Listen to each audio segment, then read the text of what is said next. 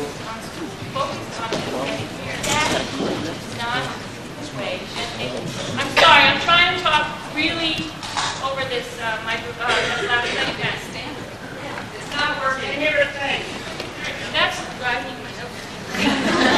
That's just not the way Nick learned. We soon discovered how Nick learned. Nick is an artist. Nick is to be true. I called him true grit Americana in his work. You can see Nick in the outstretched hand of a homeless man. You can see Nick in the upraised eyes of a woman praying. You can see Nick in the dust that a sojourner shakes off the soles of his shoe at the end of a long, hard day. And you can see Nick in the hope that every person who's up at the sun makes a wish and sets a tree before him. This is what Nick does with his artwork. This is his message. In his personal artist statement, he communicated, I don't want to just be an artist. I want to make a difference. And this is what he does. Nick, pretty much, with his artwork, as soon as he learned that his artwork was pretty okay, and well worth enough, maybe that I'll share it, he started winning every contest that he entered. It didn't matter. No matter what he entered, he won. I'll start backwards. This year, he participated in the Advanced Placement Art Course at IHS. He was part of the New York State Summer School of the Arts for film. He's taken classes with Bill Benson, CU Pot Shop. He's done Asian painting. Anytime Nick finds a new process, he sticks with it until he masters it. And I know that because he left all of his stuff everywhere for years, all over. The art was never. Okay. He won awards in printmaking. He won a silver key at the National Scholarship Art Awards contest. He won awards at the Rocky Arts Fest Teen Center for a collage sort of assembled piece, which was called Little Miracle, which says a lot about Nick. His video Backwards won an award. His film, yes, which starred some of our dear ACS students. His film Point of View won an award. His photo this past year won an award in Towerlex. And as you can see, which I think is a great send-off for Nick because he's really been part of the grassroots of the Ithaca community. His design for the T-shirt for the Grassroots Festival this year is one.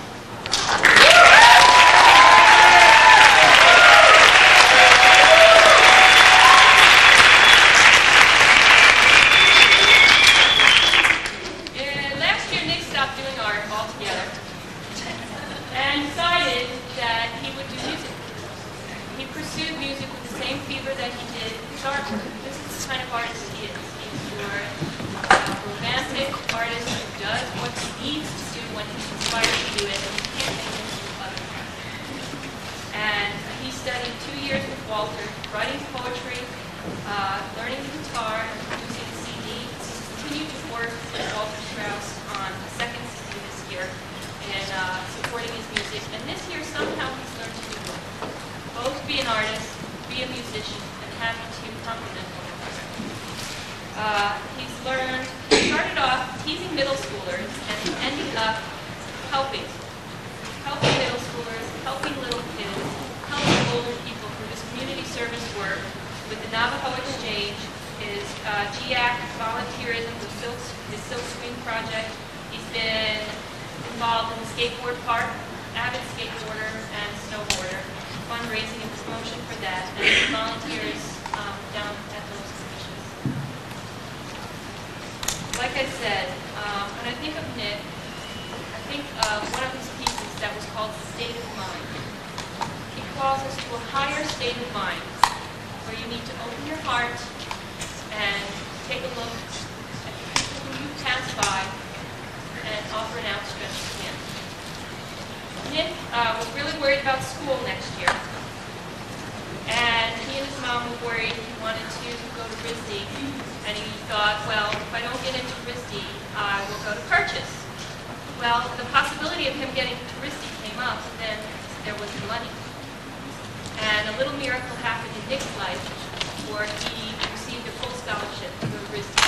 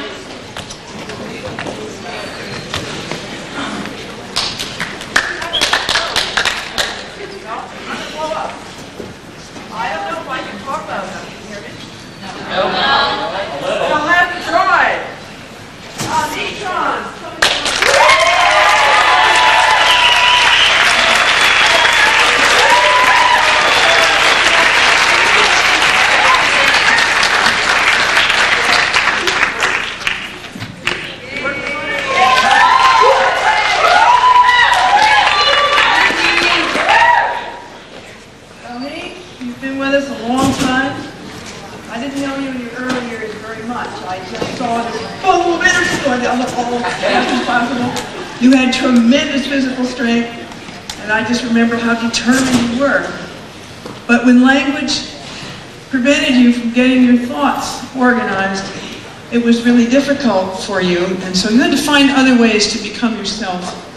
You became an expert in karate with at least a county-wide reputation. A little scary, too, yeah, I think. You began to show your talent as a teacher working in PE classes with young kids. And I remember Sharon Newman coming back to school one day saying, "You should see me teach tennis." Now Sharon's not one to shower her compliments easily, so I knew that Nee must be really something special in the teaching. And then you joined our canoe group one year. This was the famous year of the bears. Not only did we have bears, but we had a lot of very sick people, including me. And we decided to try to double up and do 2 days worth of paddling in one day to get us out of there because we were in a bad situation. And I needed a very strong and dependable and determined paddler. And that was Nee. And he paddled me out so carefully and dependably and did a wonderful job. So now at this point, he's beginning to find the words to express his thoughts, and suddenly he got this interest in politics and global studies. Now, it wasn't just an interest, and it wasn't just doing the work, it was a passion. He would leap into the room saying, "I got it, I got it, I got it, I remember all, I love this stuff." He was just really involved with all aspects of global studies and politics, and he became willing to share his own personal experiences in our classes, telling about a perspective that we wouldn't otherwise know about. Chris Berry says that he shows an excellent ability to analyze and understand social messages, and Chris is impressed, and that's not an easy thing to do either. This is a great accomplishment. But the high point was when he became Saddam Hussein.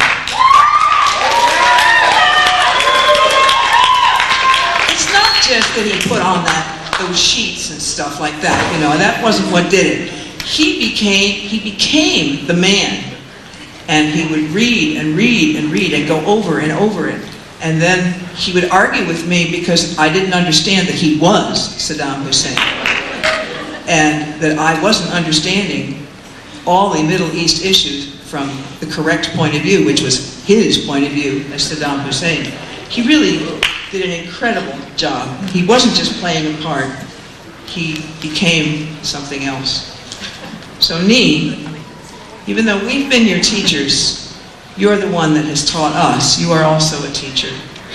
You have wisely suggested that we too often look at issues from our own viewpoints and not, for instance, from those of, say, developing nations. You have taught me a great deal about the development of language and memory because you've begun to share your experiences as you've struggled with these problems. You've shared some of your insights while we were reading the fascinating cases in Oliver Sacks' book. or Dave's course on the brain. So you have taught me a great deal over these past couple of years. You're going to go on and work at Axiom, but I know that you will keep developing your learning, finding new talents and interests. And I hope you will not forget that you are really a teacher, and we will really miss your energy and your special perspectives.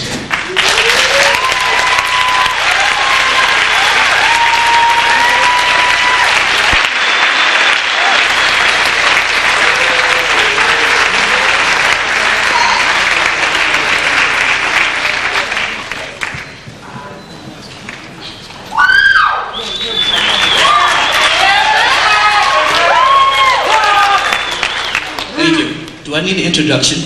I'm Matt Knight, in case those who don't know me.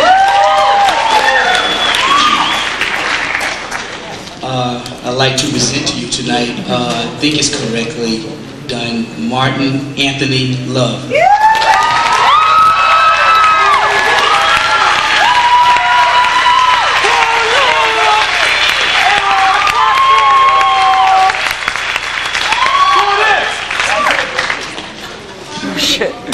Tony has attended ACS since the 6th grade. It's been a personal project of mine since then. So it's only by coincidence that I share with you tonight the growing pains and rewards that we experienced together during those years. I am sure his classmates and teacher will agree. During that time, I worked with him academically, athletically, socially, and in a community role. Tony is a very respectful and extremely caring person with an intense desire to succeed. He has put forth a concerted effort to understand his strength and overcome his weaknesses. If you know Tony, acknowledging his weaknesses was a big first step. Since then, he has applied his academic skill very well in math, social studies, and Spanish.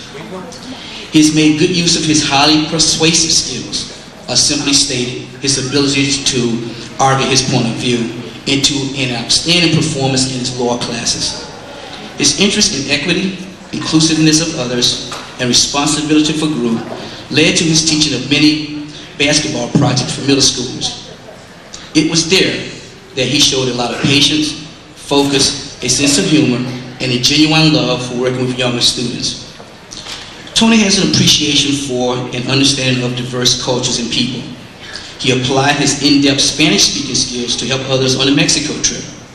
Worked on his interpersonal skills through multicultural retreats with GIAC, and learned different perspectives through family travel.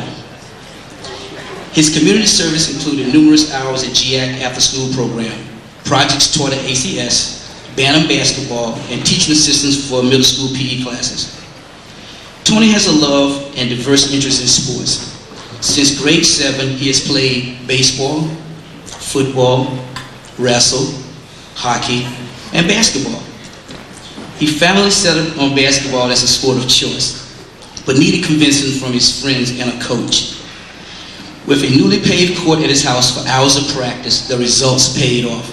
He lettered on Ithaca High School JV and varsity basketball team, and with only 2 years of organized play, became an alternate starting point guard his senior year. He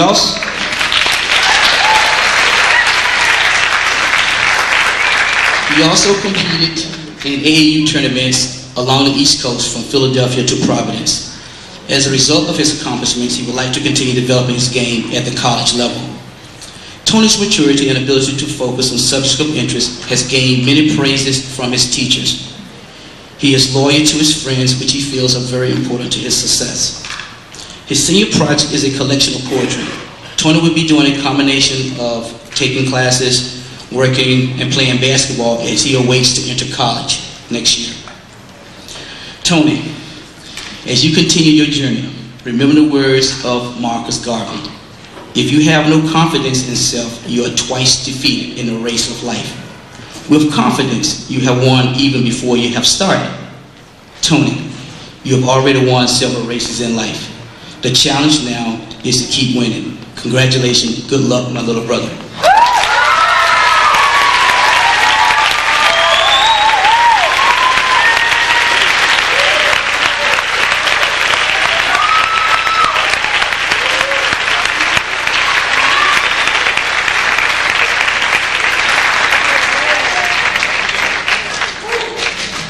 second of my 4 presenters, seniors. No, just kidding. Nydia Blast.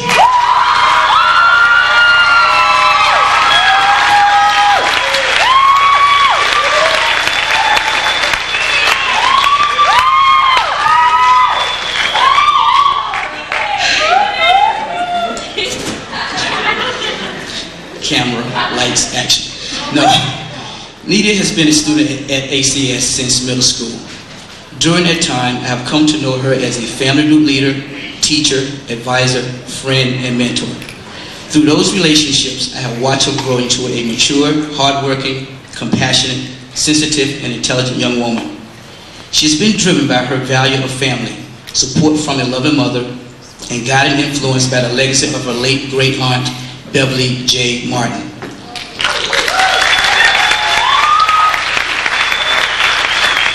She has a strong personal drive and a sense of purpose and urgency in most of her work. She curates her own learning situations and uses real-life experiences to measure her growth and learn about herself and others. Nydia's largest growth was challenging herself to take an honors English course at Ithaca High School, where she excelled in creative writing and poetry. She continued the challenge as an active participant in the Anti-Bias Student Leadership Project at ACS, where she not only expanded her view on issues, but asserted her voice as an advocate for change.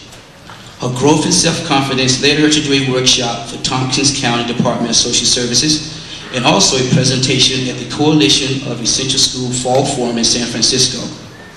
Her leadership skills as a member of the Food from the Hood, which is a student-led business,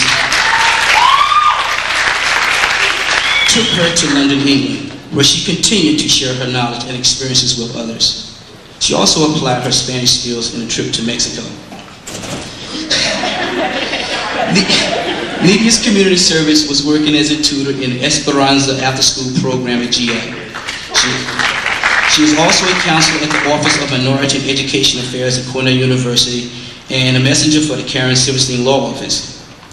Her senior project is a book of writings and photos from her community experiences. Nydia has made tremendous stride in self-expression.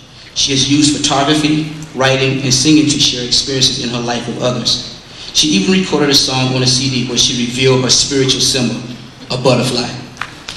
It is then, by no stretch of the imagination, that next year, Nydia will continue to refine and produce her voice and self-expression at the Art Institute of Philadelphia.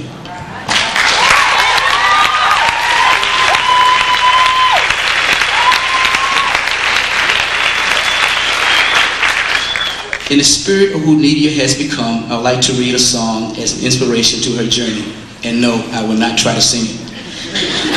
The title, Black Butterfly, sung by Denise Williams. Morning light, silken dream take flight, as the darkness gives way to the dawn.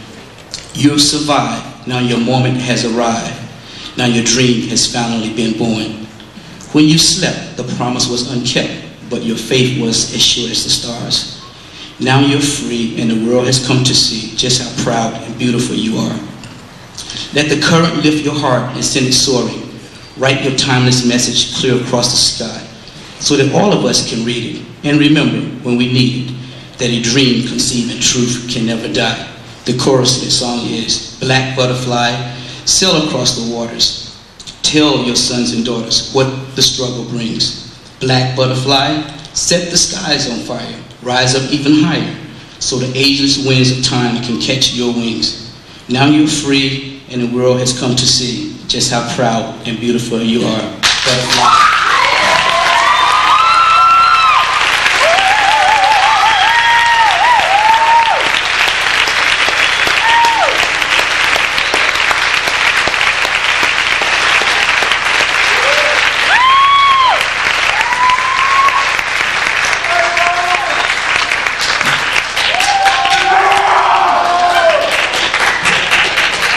My name is Ira Rabois,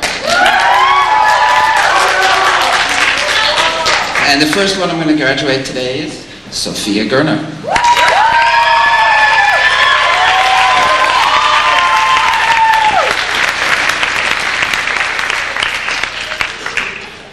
First, the water break. Thoreau said, I went to the woods because I wanted to live deliberately. I wanted to live deep and suck out all the marrow of life. I didn't realize it at first, but Thoreau wrote those lines for Sophia. In fact, I was looking at my copy of the book the other day, and there was her name. So if anybody doubts me, just open up your book when you get home and you'll see a dedication to Sophia Gerner. So, they believe me.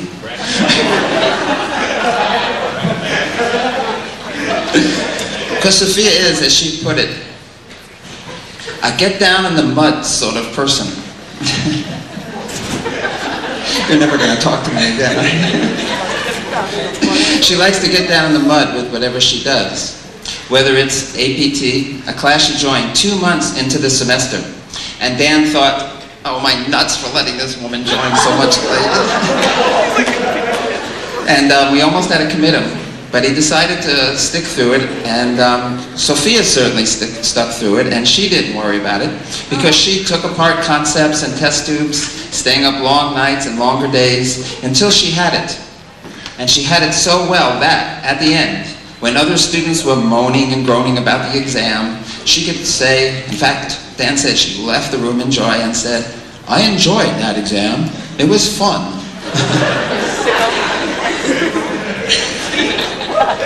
Now, how many of you really, after a big, hard exam, stood up and said that was fun? Who? Okay, we see a few of you out there, but most of you. Okay. In history, with the study of the Holocaust, she did the same thing. She took it on and learned it well. In psychology, she was given a few readings on Carl Jung, and she decided that that wasn't enough. So she asked for 2, 3, 4 books, and she wouldn't start her paper until she had read all of them. In historical development, she at first said, I want out of here. I can't do this. But by the end of the year, she was eye-deep in ancient architecture, Rome and Florence, Huyuk, and Athens, arguing with Socrates and getting building tips from Brunelleschi. And she would do so much on her own, whether it was attending lectures at Cornell, learning how to draw, or taking classes outside ACS on psychology or philosophy or freshman writing class at Cornell. But it's not just ideas that she wanted to understand and work with, but people. She is very close to her family. One of her fondest memories is walking through the woods with her grandmother in Austria. Her teachers constantly spoke about her sensitivity and caring, as shown in class and in her volunteer work. This might also be shown by her dual citizenship in the US and in Germany. Her love for other cultures also grew with a trip to Rome that she took and an ACS trip to Mexico. Her senior project was to build a greenhouse in the woods near her family's home. She did this partly due to her love for building.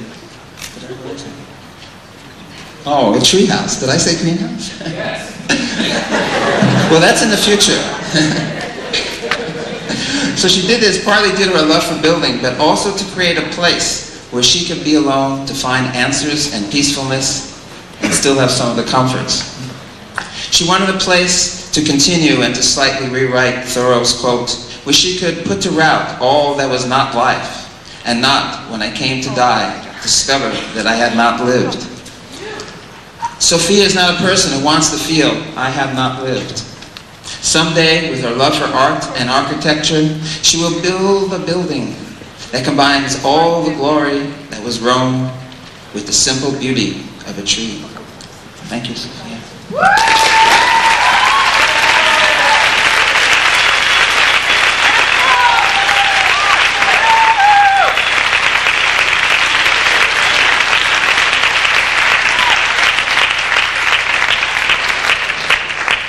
Matt Jones.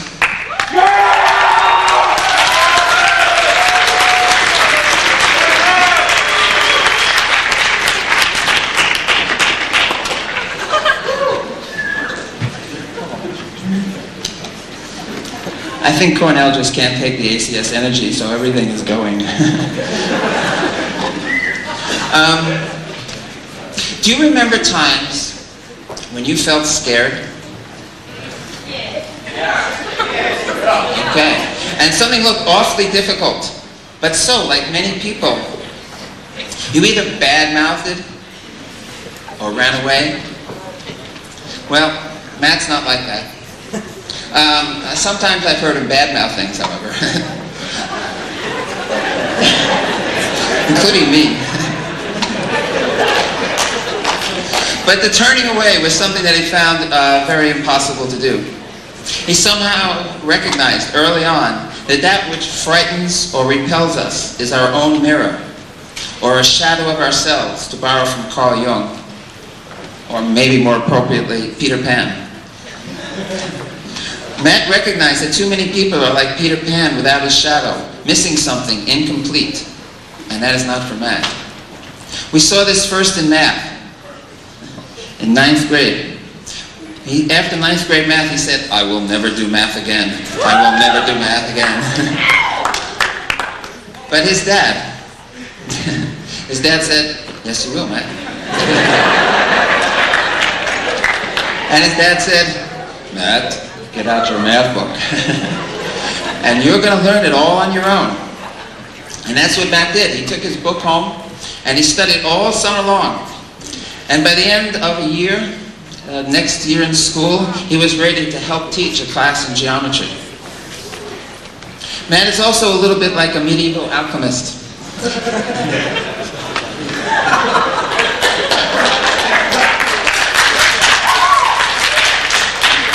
An alchemist looking for gold, the hidden meanings in the ordinary, the so-called baser metals.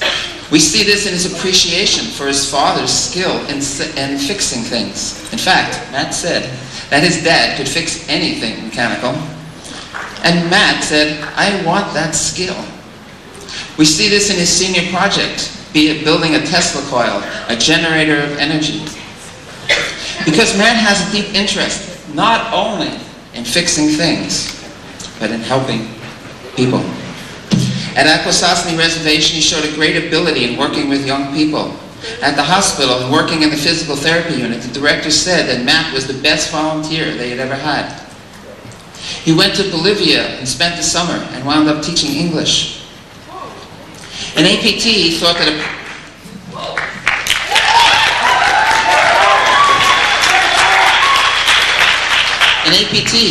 a problem was presented incorrectly. And he went over to Dan and he worked on him until Dan realized that Matt was indeed right and the problem had to be reconfigured.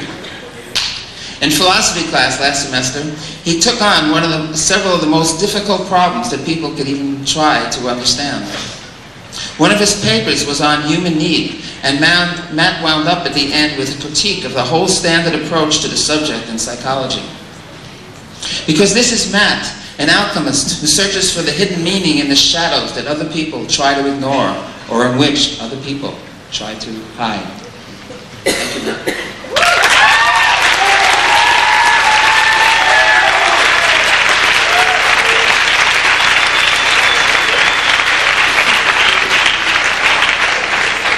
And next, Matt Turnquist.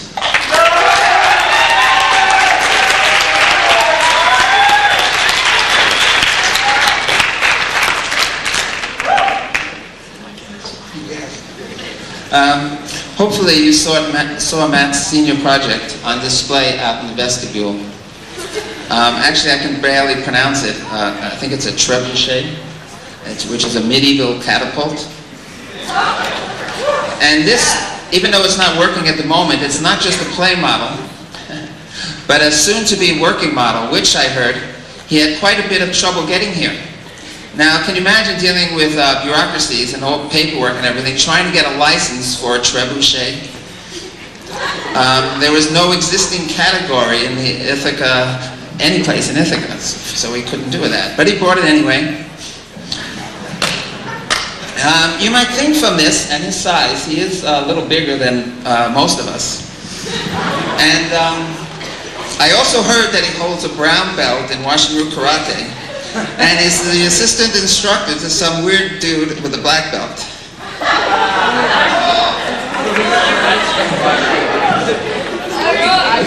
So some people might think him a violent person. But to follow that line of reasoning is to miss Matt altogether. If man is a warrior at all, he is a warrior of the spirit, the mind, and the heart. In fact, in Japan, in swordsmanship, there is the sword that takes life, and there's also the sword that enhances or gives life. And Matt believes in the latter. This was shown in his work in Agenda Committee and Site-Based Council. He was completely invested in helping the school and working to revise the math program, where Matt argued with teachers. And several said that he came to realize that what you had to do in math and in other subjects was to learn to think in the mind of that subject area. So what he did is he took APT and he learned to think in the mind of physics, so that later on he can get all A's in AP Physics, or to think in the mind of math and to go on and conquer calculus. Or he challenged the ACS anti-bias essential, and he worked on it and argued until he got it clarified. Yet in all the debates, his teacher said that he kept an open mind. He is a deep and comprehensive thinker, one who likes to look at various perspectives before he comes to a conclusion. He is also determined. He took to heart an old Zen saying, "Whatever you do, don't wobble." For in all of these, the challenge was to understand, to push aside boundaries, walls of the spirit, walls of the heart and the mind. It was for this reason that he took a class this year at Cornell in psychology, or why in historical development. His essential question was to look at the why of religion. Why is it so prevalent in human culture? And discovered its roots in trying to alleviate human suffering. Matt doesn't like walls, the boundaries that isolate, the ideas which divide, the labels which cloak people in ignorance. Rather, he recognizes that each distinction, each border, is only the point where two differences meet and come together. And this is what he will be working on next year as he goes off to Cornell to study engineering, in breaking down the boundaries which divide us. That is the warrior of the spirit. That is the sword which enhances life. Thank you, Matt.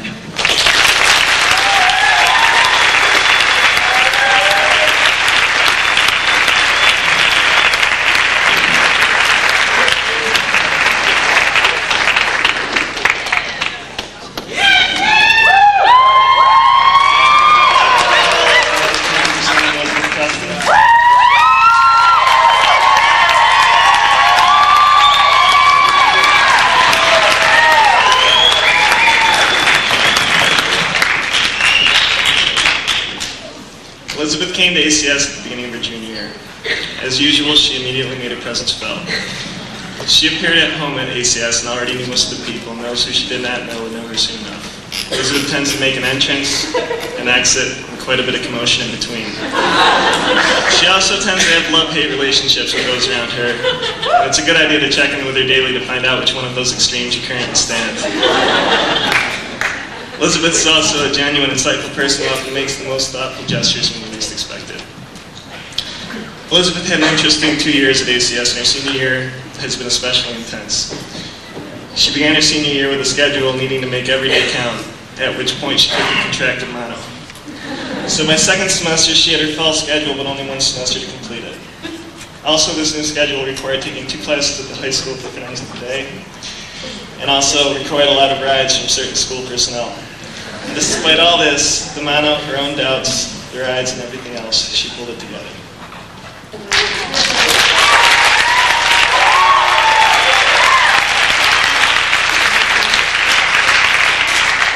During this time, on a whim, she applied at the insistence of the school official to the Kansas City Art Institute. Not only was she accepted, but she was rewarded a merit scholarship based on her portfolio that she, with the help of her mother, threw together and were able to mail out on the final day. Other activities of note include well over 100 hours of community service during the formation of the Ithaca Teen Center, participating in the shot put on the track team, and creating a mural of the Buddha, which is on display tonight, which is incomplete, as she wanted to point out, which will find a home on an ACS wall soon. Elizabeth has many talents, but she doesn't define herself by any one of those talents. She's a complex individual who is willing to see others as such, and that is an impressive quality for someone at such a young age. I have no doubt that Elizabeth will be extremely successful in whatever she decides to pursue, and I, along with many others, will truly miss her.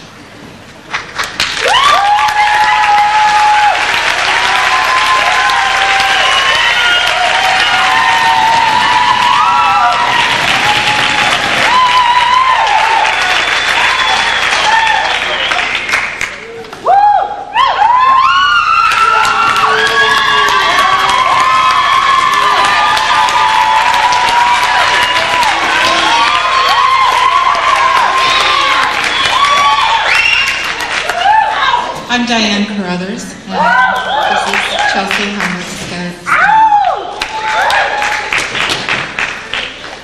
There's a May Sarton poem that begins like this. Now I become myself. It's taken time, many years, and places. This poem reminds me of you, Chelsea. It has been an amazing process watching you become yourself over these past 7 years you've been at ACS. In order to really give some thought to who Chelsea is as I prepared these words for tonight, I put Chrissy Hines and the Pretenders on my stereo. I got out some books about Buddhism and Kuan Yin, the goddess of compassion, some feminist poetry. I surrounded myself with her evaluations for courses like Algebra, Physics, Trig, Constitutional Law, Questions and Philosophies, and Advanced Spanish. There are too many things to say about Chelsea. You might be getting the picture that Chelsea is a gifted young woman. She has excelled academically, taking a diverse array of classes. She has taken in-depth coursework in math, science, language, designers, producers, and performers, and community service. Her list of accomplishments is long. But there are a couple of areas of her work that can't go unmentioned. Some of her most crowning achievements have been in the arts. Chelsea is an accomplished musician. She studied violin for 13 years. She plays the bass guitar as well. Not the bass guitar, she plays the guitar. She's a visual artist. Some of you may have seen her cityscapes at ACS Arts Night this past spring.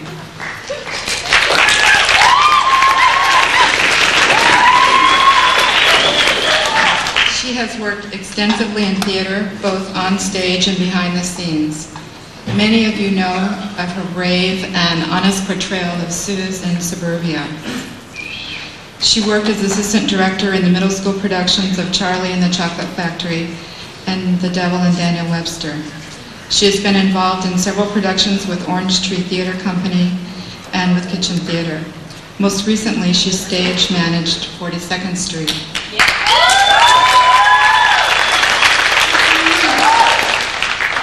Another area that Chelsea has given to with that great big heart of hers is community service, where she has logged literally hundreds of hours.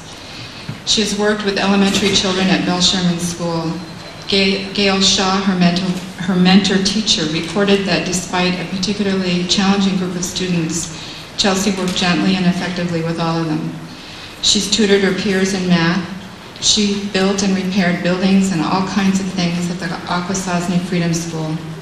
She has put in countless hours in theater work. This spring, she co-led the Mohawk trip, which according to John Raymond could not have happened without her leadership. Some people lead by delegating and telling others what to do. Chelsea leads by example. She is an inspiration to everyone around her. Her teachers consistently mention how thoughtful she is. Words like creative, skilled, powerful, reliable, and dedicated come up in her evaluations over and over. But don't get the idea that Chelsea is all work and no play. She can be as silly as she is smart. She has a spirit as big as that giant brain of hers. She's one of the most compassionate and respectful people I know, and she has a smile that shines like the sun itself. Next fall, she'll be living in Boston and attending Simmons College. The world is waiting for you, Chelsea. It is an honor to present you for graduation.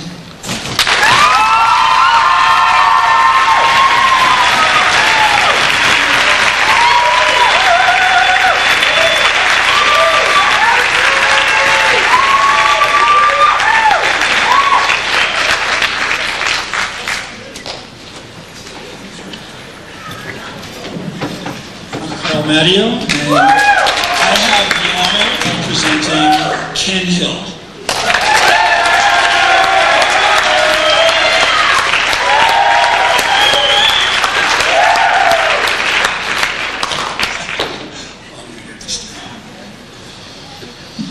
Ken's been with us a long time. Goes back to 6th grade and, yes, quite a number of years. I don't know if you remember this, Ken, but in 5th grade, you had to fill out an application to get into ACS. And then on that application, this is what Ken wrote. I want to be in ACS because students have more freedom of speech, more activities, and you get to make your own lunch.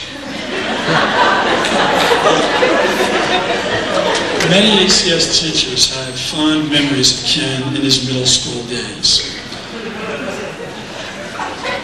Coming up to us after class in the halls, imploring us to look at his latest drawing.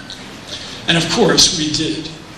And what we saw was the beginning of a long-time devotion to drawing, to art, that continues to grow and is at the heart of who Ken is and what he is about. Ken's pen and ink drawings are legendary.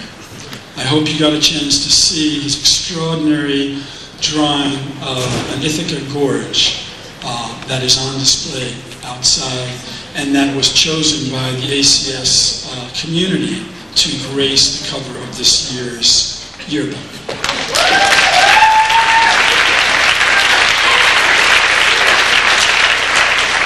His political cartoons rival the ones we see in newspapers. Even many of his class schedules, as I look through his folder, are mini works of art with drawings all in the margins. And also see his wonderful hacky sack footbook, instruction book. And I defy you to not smile when you see the delightful stick figure illustrations that illustrate the tricks. On an evaluation for his portfolio art class, Diane Salva summed it up by saying, his work is an inspiration to the class. Now, in other academic classes, Ken's work was not always as consistently brilliant. Ira wrote, somewhat philosophically, probably for the philosophy class, Ken's work in this class has been like the flight of a swallow. He has had his ups and downs. In talking with other staff members about Ken, the word kind is often used. And I have to relate this, that last semester, Pato was in one of my classes. We were in the English room behind a curtain, and Ken had a class with Joey on the other side of the curtain. And frequently, Pato would get sort of lost along the way. And a number of times, Ken showed tremendous kindness and caring in getting Pato into class, even if it meant climbing under the tables with Pato, climbing through to sort of escort him in. He showed tremendous caring and kindness. He has matured into a sensitive young man who is not afraid to show appreciation for his teachers and his educational experience at ACS. Not afraid to show kindness to those younger and smaller, a young man of integrity. He possesses an impressive level of self-reflection. At his senior meeting, he talked about the impact ACS had in helping him face his own biases. He worked at Loaves and Fishes as part of his community service, and he wrote reflectively about that experience for his anti-bias essential. He also has a drawing of the landscape of the Hospicare facility that's on display there at Hospicare. As part of his career exploration, Ken apprenticed with a local artist and sign maker to work on carving a wooden sign. That artist wrote this on the career exploration evaluation. I must say, I feel lucky to have met and be working with an individual like Ken Hill. I think that those of us at ACS feel the same way. Next year, Ken plans to attend TC3, where he will continue, as Diane Carruthers put it, working hard to align what he wants to be with who he is. Congratulations, Ken.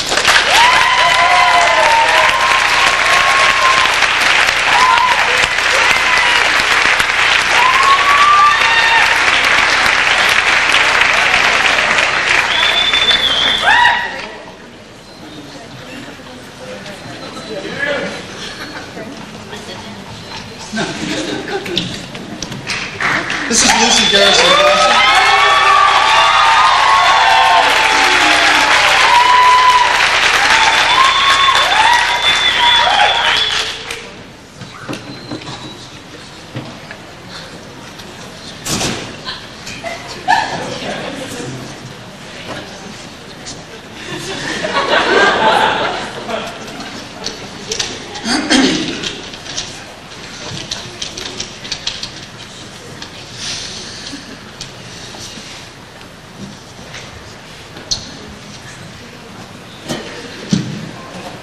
During your years at ACS, you've established yourself academically in many ways.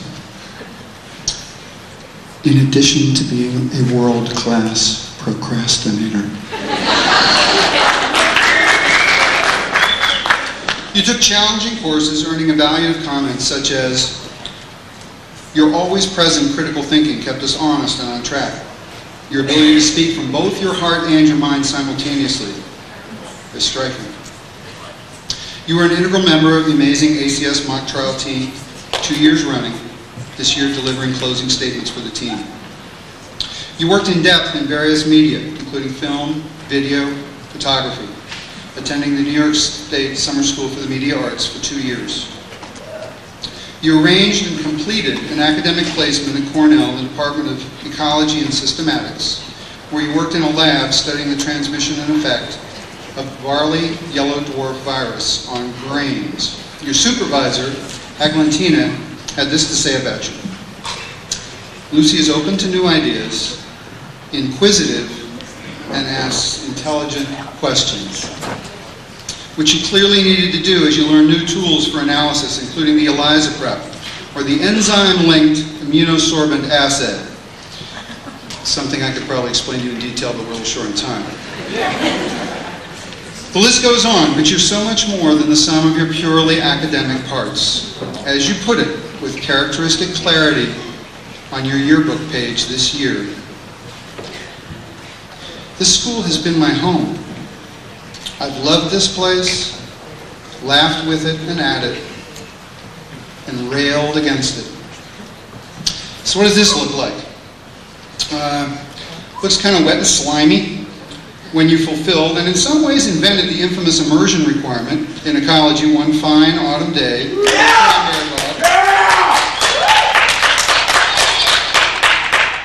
A bog which you, by the way, had taken the initiative to share with our class in the first place.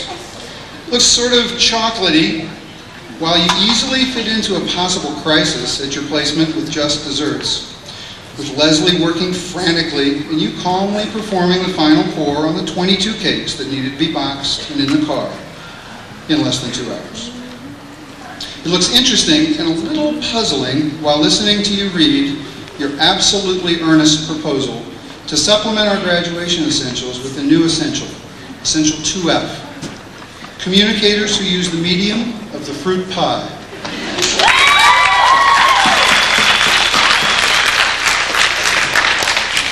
And it looks inviting and refreshing when, due in part to your frustration with our occasional lack of general community dialogue, you create and post all over the school signs which read, "I'm a person, interested in talking with other people about important stuff that's going on." If you're a person who would like to share ideas, meet during lunch in the East Social Studies room. Lucy, you're an amazing person. You're really smart, honest, and insightful. You are fiercely independent and unafraid to stand firm with what you believe. Yet at the same time, you are genuinely open-minded. You have a gift for locating the spirit of things, and you tend to hold on tight. You're loving and supportive of friends and family. As you travel to Smith College next year, I wouldn't be surprised to see a variety of strange new signs popping up now and then, inviting people to get together and really think about what's going on. We're really going to miss you.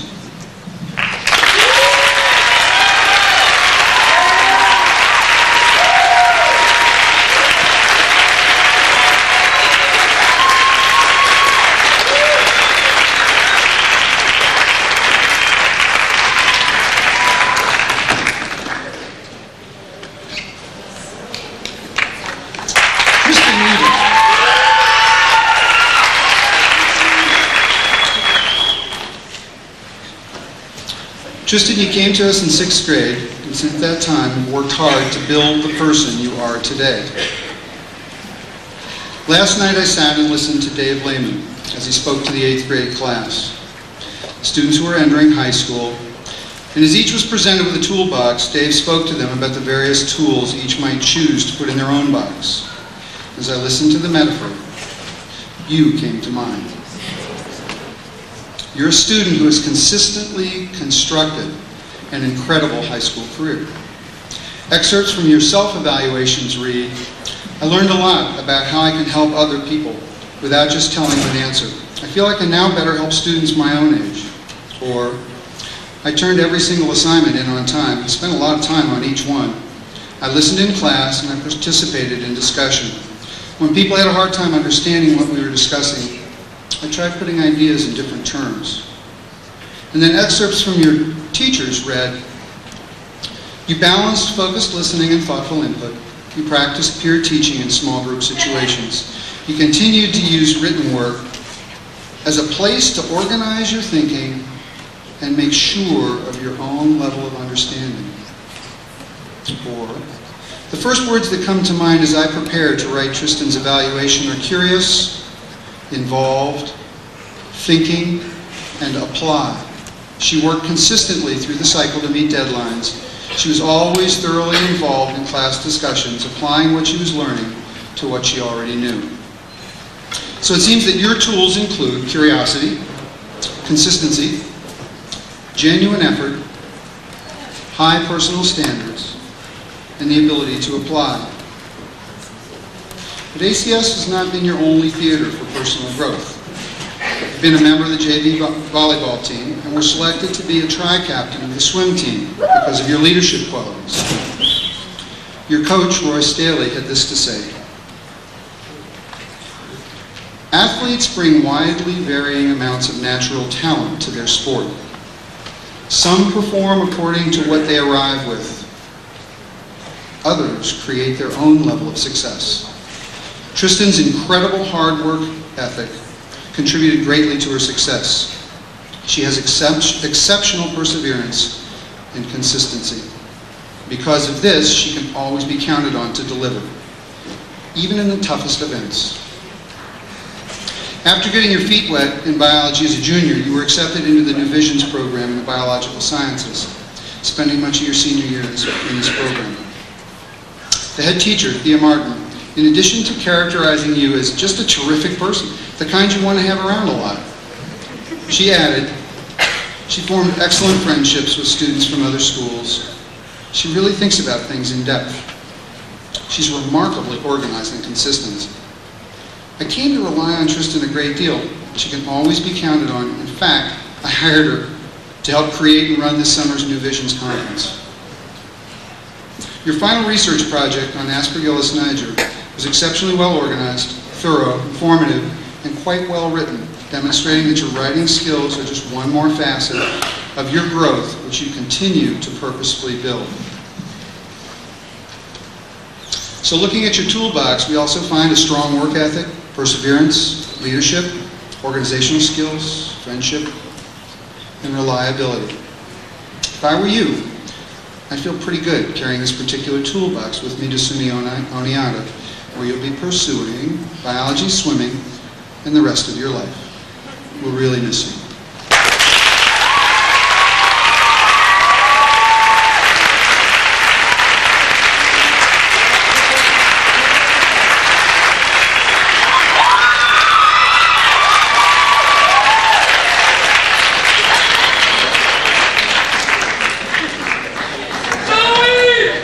I'm Joey Cardamone. I'm going to graduate Lucian Gies.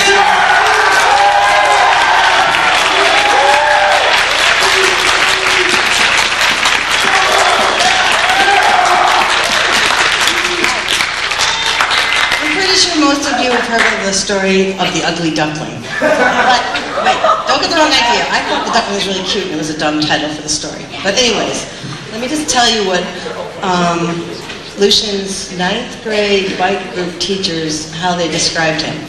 He was kind of short and a little bit chubby maybe, and kind of long, stringy hair. He was kind of quiet, and in most bike races he was, or rides, most bike rides he was last. But anyway, this is, those very same teachers, among others, described Lucian with many, many other adjectives now as sincere, an enthusiastic learner, a loyal friend, a sweet person, very polite and decorous, calm, a great student, especially in math and creative writing. He has a sense of humor and a sense of others. He's a family man. He's sensitive, he's thoughtful, and he has a good set of values. This is a guy who went to the Akwesasne Indian Reservation to help build the Freedom School and was able to particularly connect with the Native Americans and empathize with some of the problems that they have.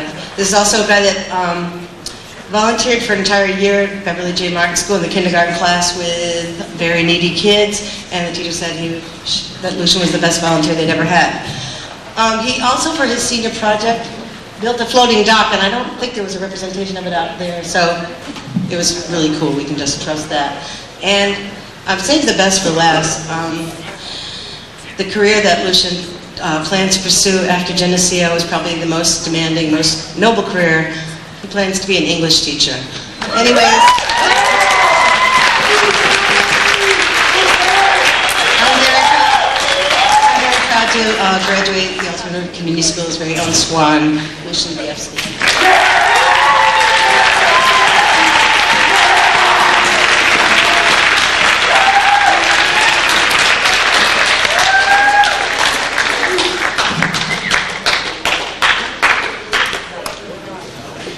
Gabe Monroe.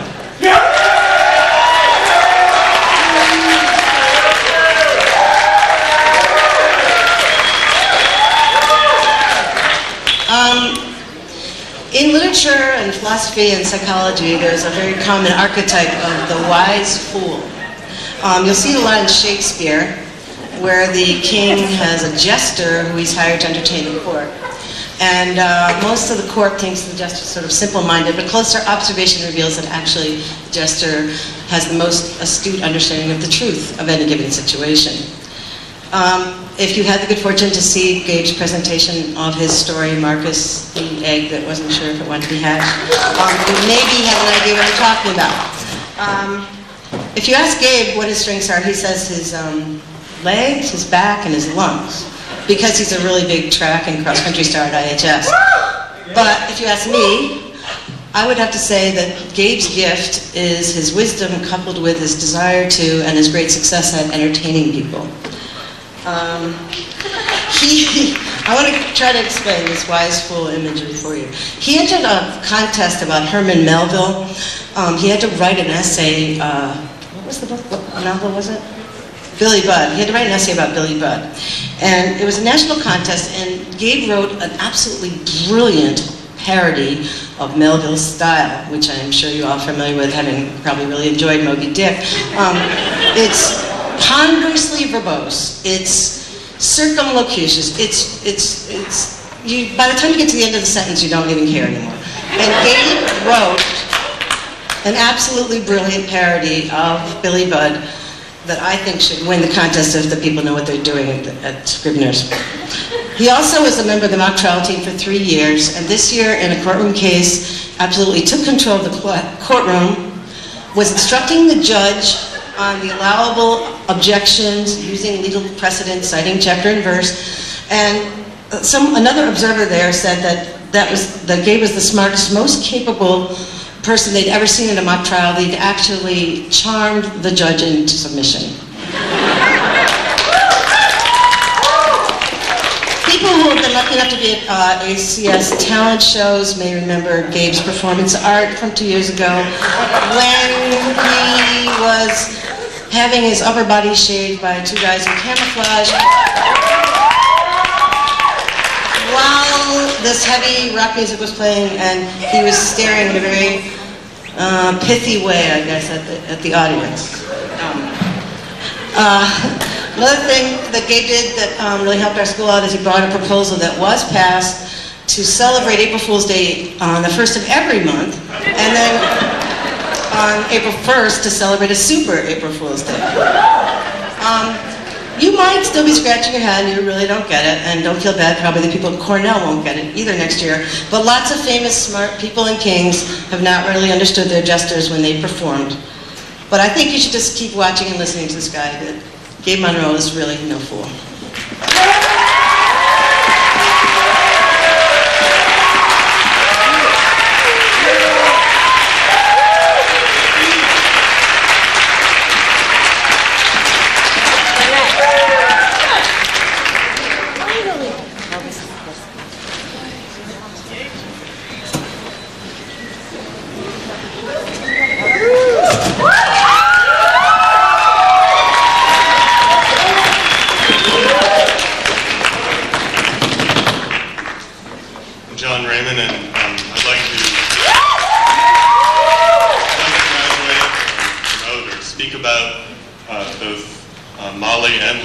So if they could both.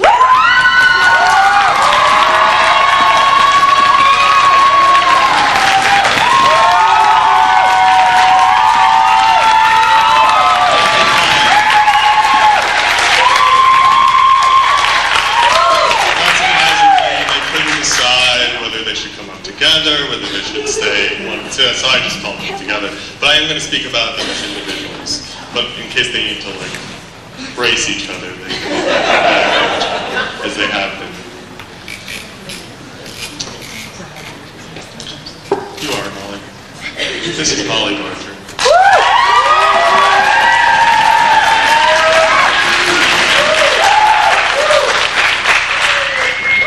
Emma Goldman, the great feminist and anarchist, wrote that revolution is but thought carried into action. This may seem like an odd quote to apply to Molly. Perhaps you don't see her as a rebel, a fiery revolutionary. She's a thinker, she's a filmmaker, you know that she's these things. She's a writer, a reflective person. And she is all of those, but for me, she embodies Goldman's statement more than anyone else I know. During her final senior meeting, she quietly told us, but firmly, that she learned much more out in the community than she ever learned in the classroom. And indeed, I have seldom met anyone who both learned as much and helped out as much in the community. I couldn't possibly list all of the things that Molly has done, but just, your turn's coming. Just be quiet. Just like her. As I was saying,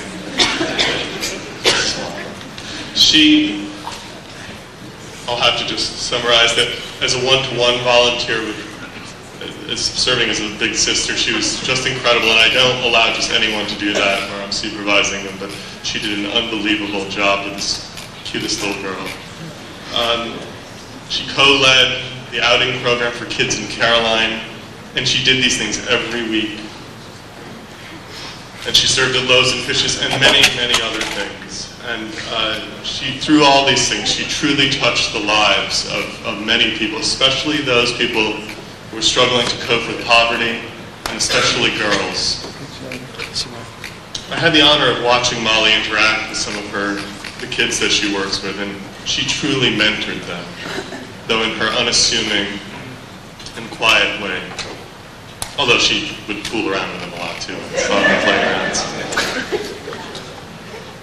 This is true of her interactions with the girls and young women at ACS too. She served as a role model for them, particularly inspiring young women in the field of filmmaking and media and video.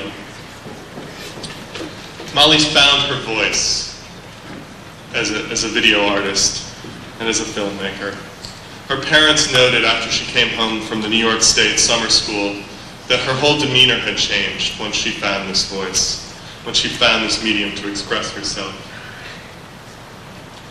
And recently I had the experience of watching a compilation of all of Molly's, or most of Molly's work. And I have to say it was an experience, because I came away feeling very moved emotionally and intellectually by the pieces. And they spoke about growing up, about family, and especially about the transition from girlhood to womanhood and the joys and trials involved with that. And don't be surprised if when you see film credits rolling in the future that you'll see Molly Barger Productions at the end of those films.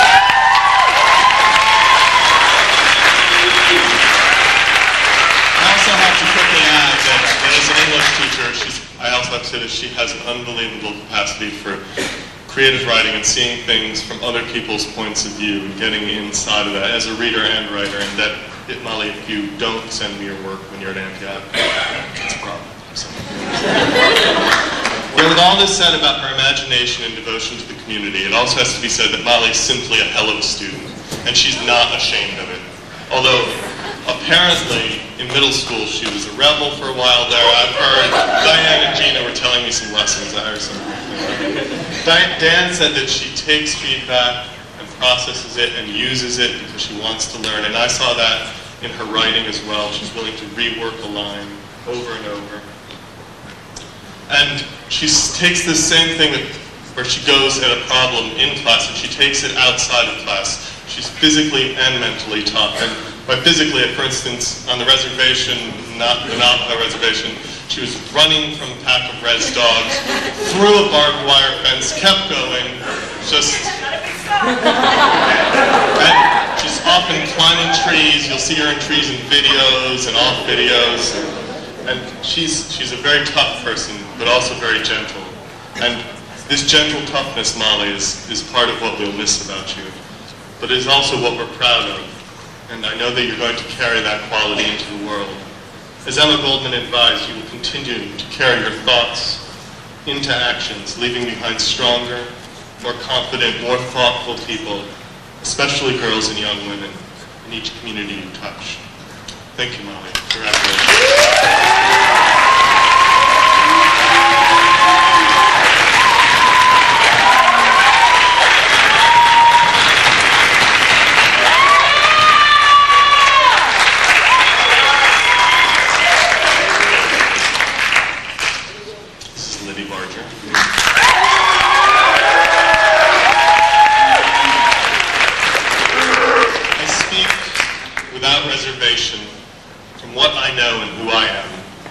I do so with the understanding that all people should have the right to offer their voice to the chorus, whether the result is harmony or dissonance. The world song is a colorless dirge without the differences that distinguish us. And it is that difference which should be celebrated, not condemned. Should any part of my music offend you, please do not close your ears to it. Just take what you can and go on. Ani DeFranco said this, but it could just as easily have been Liddy. Quite simply, Liddy speaks her mind. As we all know from her performance tonight, as every teacher will testify, as will her friends to whom she is terribly devoted. Please be quiet.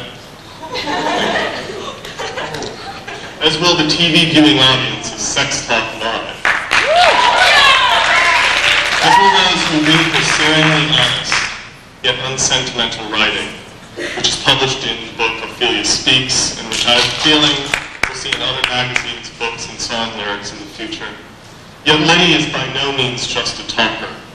Though she might not realize it, she's a very practical, hearing now kind of person. Is the mic strong enough?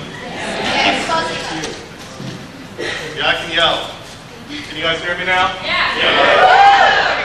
She's not just a talker. She's a practical person. Again, any teacher who assigned anything mildly resembling make work, she didn't turn it in, which is a lot of her work. It's true. And this really was a problem for her. And it hurt her, and it caused her stress. And often it was difficult for her to walk down the hallway without 3 or 4 teachers hassling her, especially Jim and I. And it was a difficult thing. And when it came to things that mattered to Liddy, when it came to moving people, when it came to changing people, when it came to making a difference, Liddy was taking action. Here are just a few snapshots of Liddy in action. Okay, roll. Oh, just kidding.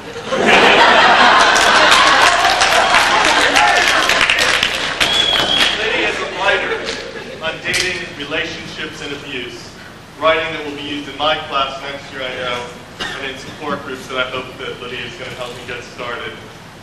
We were going to have some of that writing here tonight, but we decided it was a bit controversial for the audience. I decided, rather, she did, no surprise. Lydia is a key mover in creating a school-wide action on the question of personal safety this year, especially for women.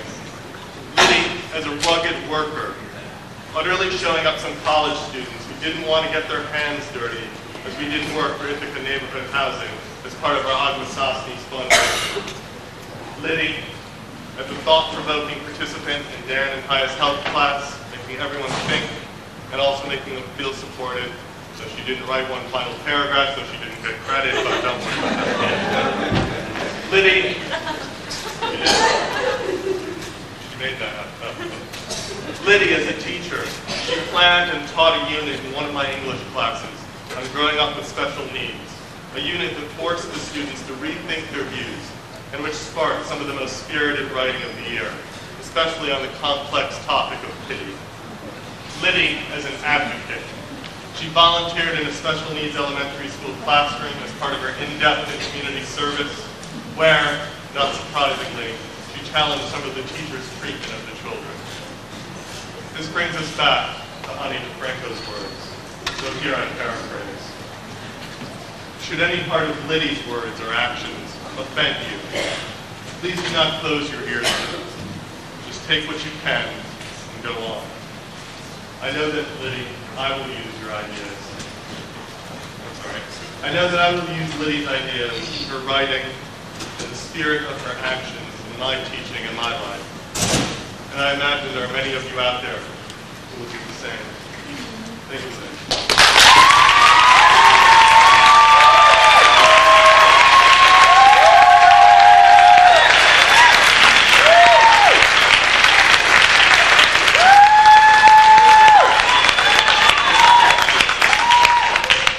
My name is François Leroux.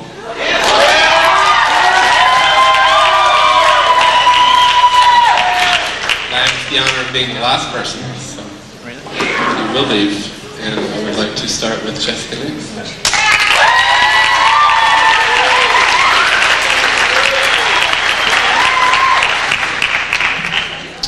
Jessica, I guess if I had to describe her in one word, I would call Jessica a traveler.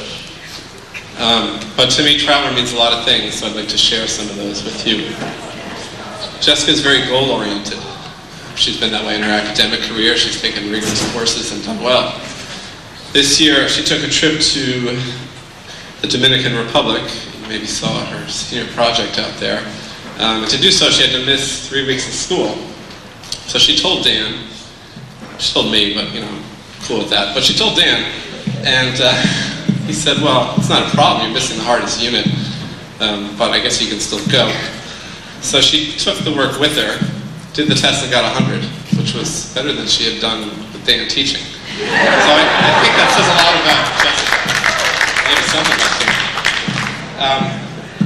that. She's gotten herself where she wants to be. She's done the cafe trip, done all that work. She did 100 hours of community service this year to go on the Hopi trip with me. Another characteristic of Jessica is that she appreciates beauty. If you look at the photographs that she put together from her trip to the Dominican, clearly you see a lot of beauty there. And she makes beauty. She's an artist. Diane Salva describes her watercolors as beautiful. She's a beater, a jewelry maker, talented photographer she picked up just this year. She's strong. She's very strong. She's a swimmer. She's a phenomenal rock climber. Scared me. I want to tell you heights to which she went on her trip.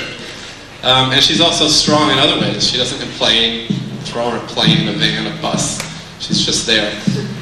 Probably been doing pretty well back here, I imagine. She appreciates and cares about others. Cares about her family. She was always kind, easy to be around on the trip. Never heard her speak badly to anyone. She also cares about people she doesn't know. She made a point of saying real positive things about her hosts in Arizona on the reservation, and actually wanted to do more service while we were out there. She did service in the Dominican Republic. Again, see the pictures of her working with children there. She puts people of other cultures in her artwork. It's appreciation. And she did an independent English course this year, I believe, where she read a lot about folks from other cultures. So she's appreciative. She's comfortable with herself. I think that's maybe more than anything else how I would describe Jessica, describe a traveler. It doesn't matter where she is, she'll be herself, appreciative, strong, goal-oriented. She doesn't get impatient. She can hike by herself through the Grand Canyon for hours, or she can hike with others. Either way, she's fine. So what does she do with this? Well, I'll tell you. In 6 days, 29th, well, some of us will just be recovering from this event, she will be en route to Thailand, where she will spend 5 months through the American Field Service. And a week ago, or about a week ago when I talked to her, she didn't know what she was doing, and that didn't seem to bother her, which is very typical. I have since found out that she will be teaching high school English. She will be wonderful at. And then upon her return, next year, she will be entering Smith College. Jessica, I'd like to share a little passage with you that reminds me of you. It's from a book called Mississippi Solo, another traveler, a man named Eddie Harris, who describes the experience of being an African-American man canoeing the length of the Mississippi by himself. And apparently, before he went, a few of his friends said, this might not be a smart thing to do. So this is what he said. I never thought the things I did were so remarkable. By getting to travel and see so much of the world, I pinned on restlessness and good fortune. Good fortune, yes, but maybe more. Maybe a quiet statement that the world has too much to offer for me not to want to reach out with arms wide. That there's too much good music and good food and scenic beauty, and I want to sample it all. That there's no place on earth where I can't go, where I don't belong, and nothing I can't do. Forget about taboos and accepted patterns and fears, even common sense. Those rocks. The only restrictions are the ones we put in place. Jessica, as you reach out for that good food and music and people, I wish you all the best, and we'll miss you.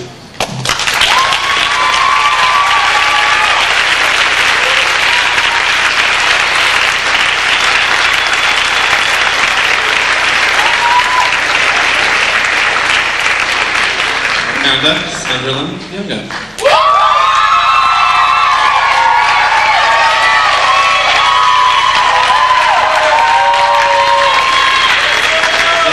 Basketball players here? I have to say that I believe a basketball player was last year. So you guys are a little tougher than I gave you credit for. You're really hanging in. I could spend a short time here giving you a pretty impressive list of some of the things that Miranda has done and can do and does well. So I'll tell you some of them. She's a brilliant writer, published a piece in the paper last year. She's a scientist. She was in the New Visions program at Cornell this year. I don't think I need to say too much about her music. You saw that earlier. She's an athlete.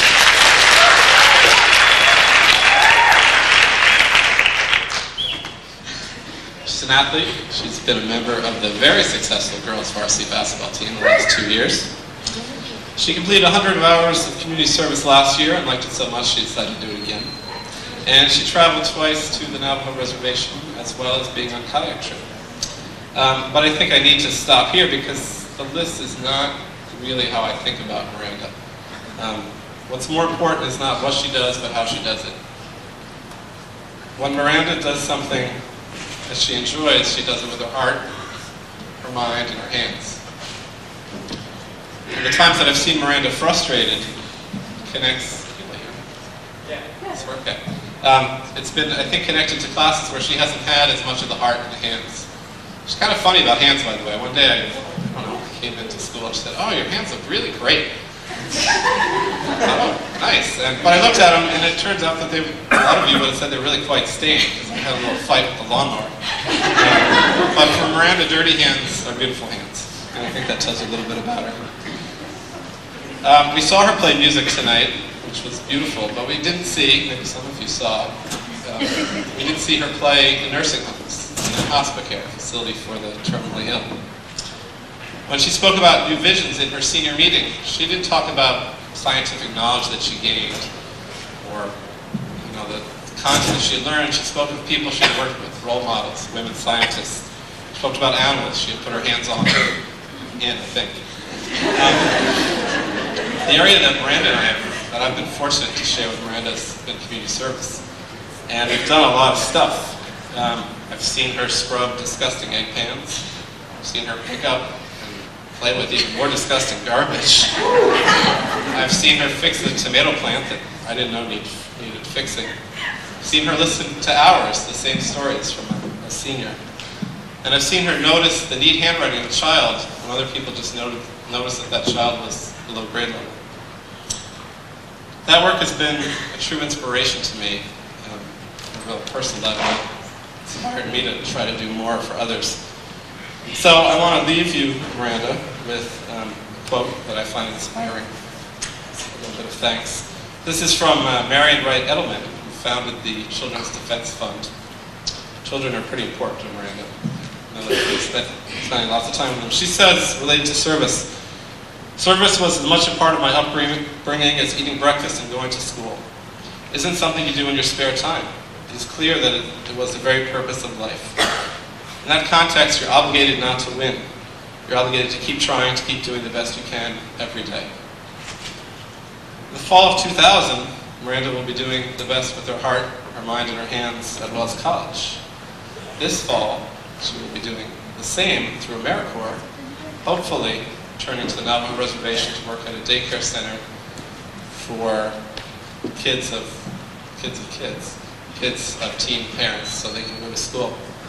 It's been an honor to see you do your best, and it's been a joy to be your friend. Congratulations.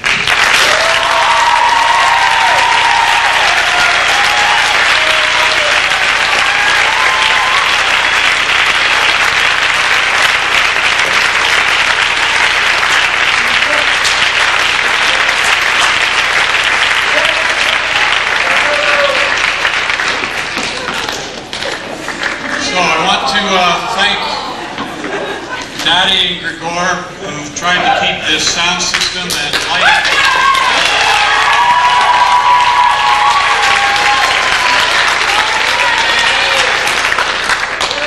I want to thank you, parents, grandparents, family members, and friends. This is a long evening, but it is so very important that you know each and every one of these very special graduates, that we can take this time, and that you have been willing to give your time to acknowledge this very special class, the senior graduating class of 1999.